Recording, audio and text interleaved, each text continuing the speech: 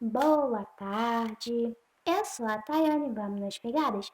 Hoje nós vamos estar falando sobre a depressão por conta das frustrações, experiências de Elias, quando a frustração e o desespero nos tiram a vontade de viver.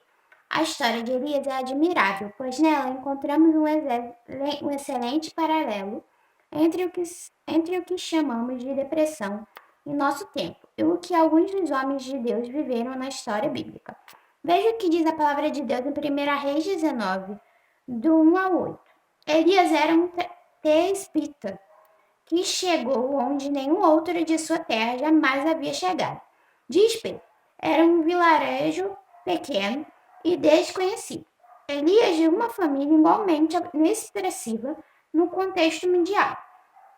Mas foi deste lugar e desta família que Deus levantou um homem para ser sua boca, nos dias de Acabe, o pior rei de Israel, e foi justamente o rei Acabe que contou a sua esposa, Jezabel, filha de Etibal, rei dos Sidônios, 1 Reis 16, 31. Tudo que Elias o Desbita havia feito aos profetas Baal. Pai de Jezabel era também sacerdote do falso deus Baal em Tiro e Sidom. O casamento dela com Acabe, rei de Israel, fora uma jogada política que serviu para ratificar uma aliança entre Tiro e Israel. Quando veio morar entre os israelitas, Jezabel continuou a adorar seu deus, Baal, levando consigo vários sacerdotes que uma vez em Israel atuavam com muito afinco, seduzindo quase todo o povo a se desviar da palavra de Deus.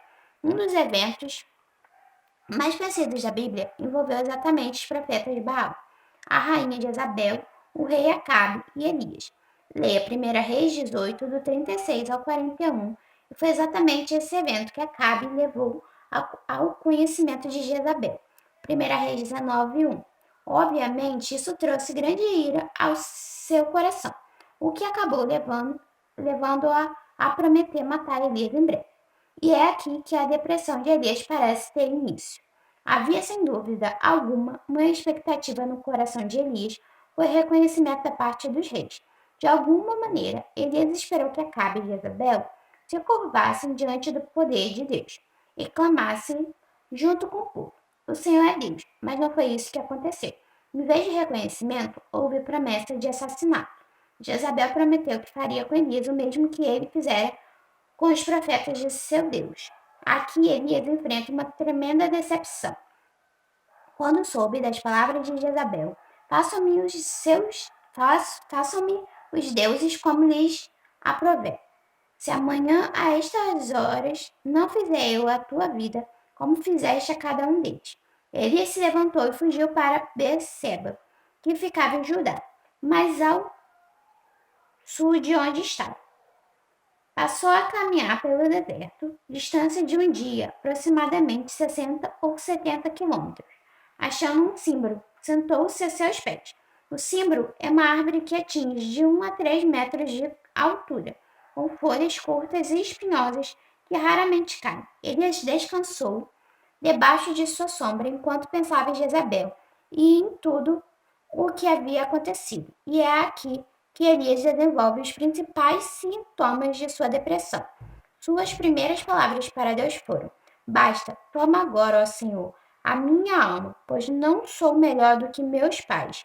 Ou seja, mate-me agora mesmo, pois sou tão pecador quanto todos os que viveram antes de mim nesta nação. E ao dizer isso, dormiu provavelmente muito cansado de sua longa viagem. O cuidado qualificado de Deus. A primeira reação de Deus para com Elias não foi confrontar seu pecado. Deus é sábio e agiu de um modo que é a sua marca, amorosamente. Diante de qualquer situação, Deus nunca deixa de agir amorosamente e todos precisam aprender com ele a agir. Assim também, Deus enviou um anjo para cuidar de Elias. Esse anjo o tocou, o chamou para se levantar e comer.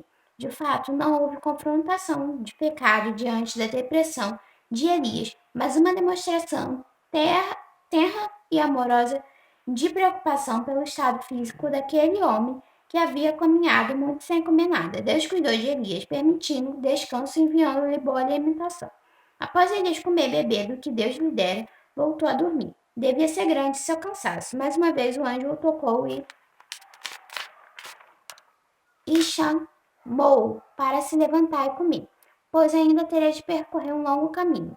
Elias obedeceu à voz de Deus, levantou-se, comeu e bebeu. Depois disso, Elias, de forma impressionante, prosseguiu em sua viagem, por mais 40 dias até chegar ao Monte Horebe.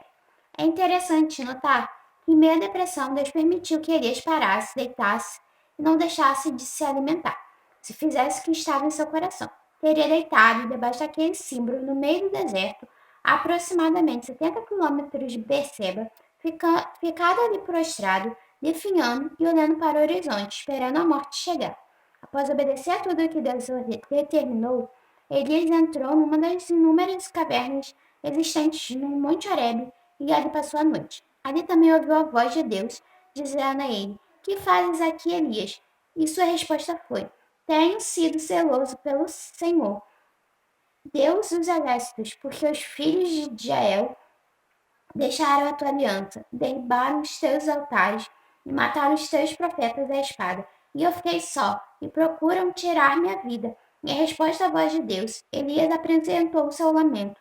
Não foi uma murmuração, mas um lamento legítimo, uma oração agradável a Deus.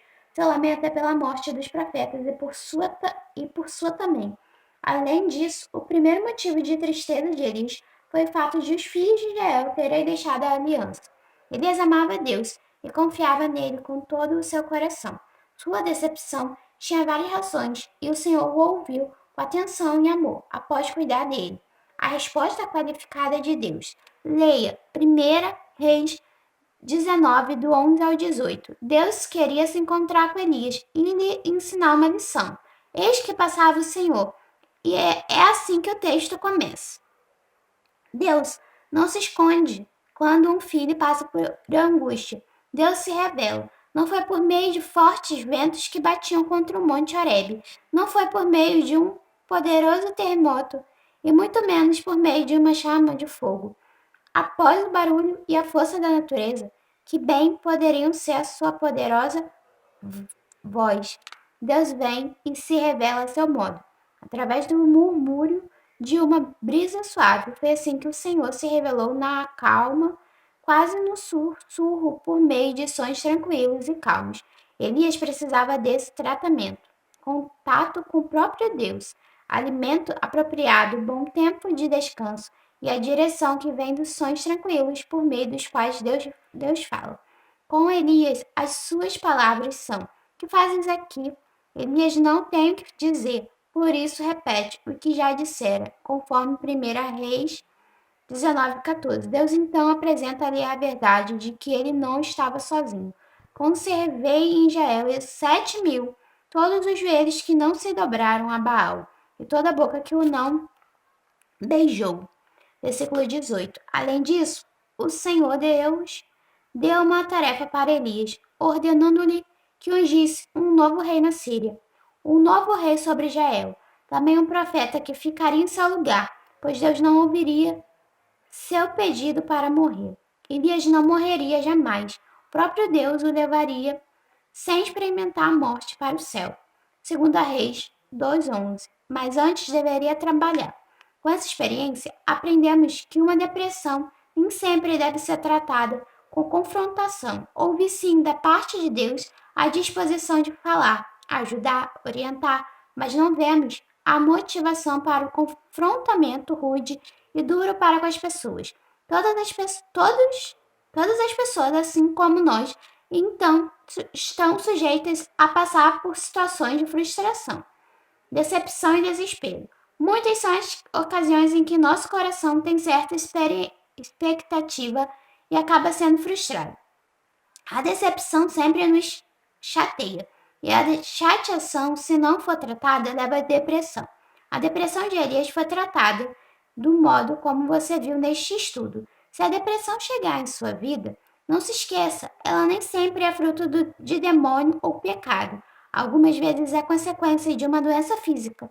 Muitos casos de depressão em nosso tempo, embora apresentem um pano de fundo completamente diferente do de Elias, têm os mesmos motivos. Se você é amigo de alguém que está em depressão, aprenda com o Senhor o modo como tratá-lo. Vá até ele, não o deixe só. Se for o caso, leve-o ao encontro de um especialista.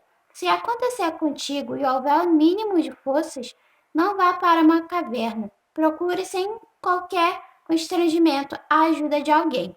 Louvemos a Deus por seu modo impressionante de nos ensinar a agir diante do sofrimento humano, para pensar e agir.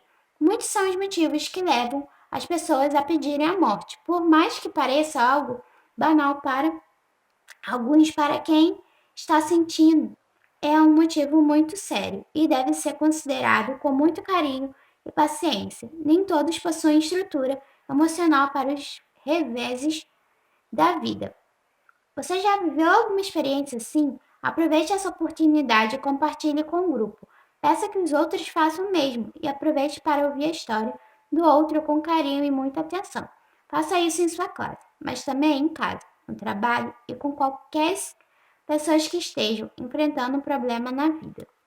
Que Deus possa estar abençoando a sua vida grandemente e que aqui, como fala para você aproveitar essa oportunidade de compartilhar com o grupo, compartilhe com outras pessoas, compartilhe com as pessoas que você conhece e que Deus possa estar te abençoando grandemente através dessa palavra. Fique com Deus e até a próxima.